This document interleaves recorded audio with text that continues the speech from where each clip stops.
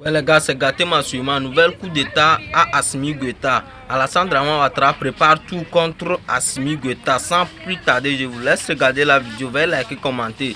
On est ensemble, ciao. Nous savons que nous avons eu droit à une sortie du président Tchani qui nous a dit qu'il y a eu une réunion dans le désert où il a été décidé du partage du Mali en 4 parties, en 4 émirats. Émirats, ça veut dire des princes qu'on va installer à la tête de ces émirats pour diviser en fait le Mali, qui est un pays vaste. Ici, météo politique ivoirienne, après avoir écouté le président Tchani, découvre que ce projet est un projet secondaire. Mais il y a ce projet principal qui est à l'origine de ces coups d'État. Parce que coup d'État, il y a eu effectivement un coup d'État. Certains disaient que météo politique, selon moi, je disais des contes de vérité, des mensonges, mais il suffit d'écouter la radio-télévision malienne pour comprendre qu'effectivement, il y a eu un coup d'État au Mali. Écoutez la radio-télévision malienne s'exprimer à ce sujet.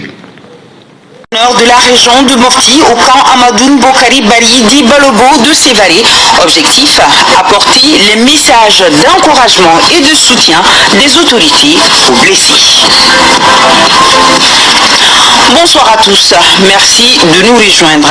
Nous débutons ce journal par la lecture de ce communiqué du procureur de la République près le tribunal militaire de Bamako. Le procureur de la République près le tribunal militaire de Bamako informe l'opinion publique nationale et internationale que le parquet militaire de Bamako a ouvert une enquête à la suite des attaques terroristes survenues le 25 avril 2026 au Mali et ayant visé plusieurs positions des forces armées de sécurité, y compris à Bamako, à Kati et le domicile du ministre de la Défense et des anciens combattants. Les investigations menées ont permis à ce stade d'établir un faisceau d'éléments solides relatifs à la complicité de certains militaires radiés ou en instance de radiation de l'effectif, notamment leur participation à la planification, à la coordination et à l'exécution des attaques indiquées avec l'implication notoire de certains hommes politiques, dont le docteur Oumar Marikou.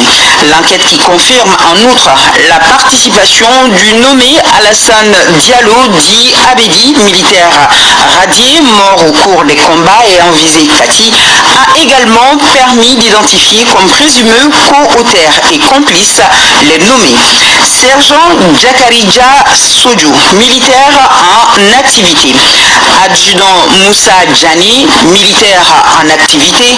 Adjudant-chef Mamadou Keïta, militaire en activité. Soiba Djara, militaire à la retraite. Les premières interpellations ont été faites avec succès et tous les autres auteurs, co-auteurs et complices sont activement recherchés. Le procureur de la République près le tribunal militaire de Bamako félicite les unités d'enquête et les services de sécurité pour leur professionnalisme et rassure l'opinion publique et l'enquête en cours et celles substantes seront conduites dans le strict respect de la réglementation en vigueur. Les évolutions enregistrées seront progressivement portées à la connaissance de l'opinion. Le procureur sait pouvoir compter sur la bonne compréhension de tous et de chacun.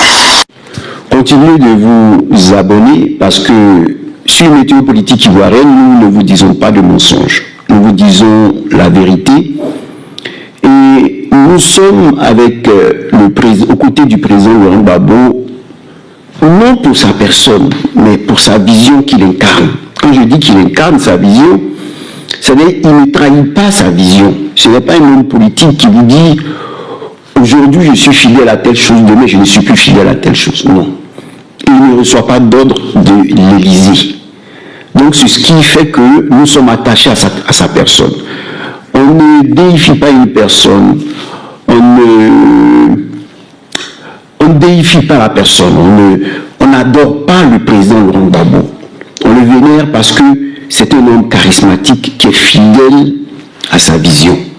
Parce que lorsque vous suivez un leader politique qui demain change de route, aujourd'hui il était de la gauche, demain il est de la droite, et ainsi de suite, bon, ça ne va pas. Parce que le peuple a besoin de quelqu'un qui a même un modèle de ce qu'il dit. Vous voyez, voilà pourquoi nous sommes aux côtés du président Laurent Gbagbo. Nous savons que bon, cette fidélité au président Laurent Gbagbo dérange certains et qui nous traitent quelquefois de menteurs, mais nous, ce n'est pas notre problème. C'est-à-dire les querelles de cour commune, ça ne nous intéresse pas. Les ragots de bas étage ne nous intéressent pas.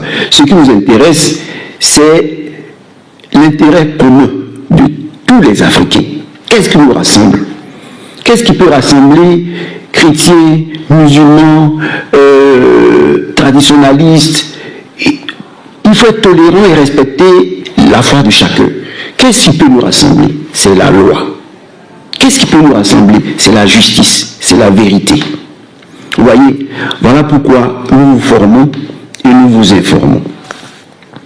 Et avant de vous dire la cause principale du coup d'État manqué au Mali, parce qu'on parle de coup d'État manqué, parce que vous avez par exemple le cas du Niger. On voulait installer Bazoum. Ça a été un cas de diversion, mais dans tous les cas, ils ont ça comme projet. Installer Bazoum qui fait leur affaire. C'est-à-dire, Bazoum obéit aux ordres de l'Élysée. Donc, il fallait installer Bazoum. Dans le cas du Burkina Faso, c'était Damiba qui combattait. Jusqu'à ce que le Togo le transfert, le redonne à son pays d'origine pour mettre fin à ces coups d'État, qu'il remette au président Ibrahim Traoré. Sinon, on avait devant le président Ibrahim Traoré Damiba. On avait devant Chani Bazoum.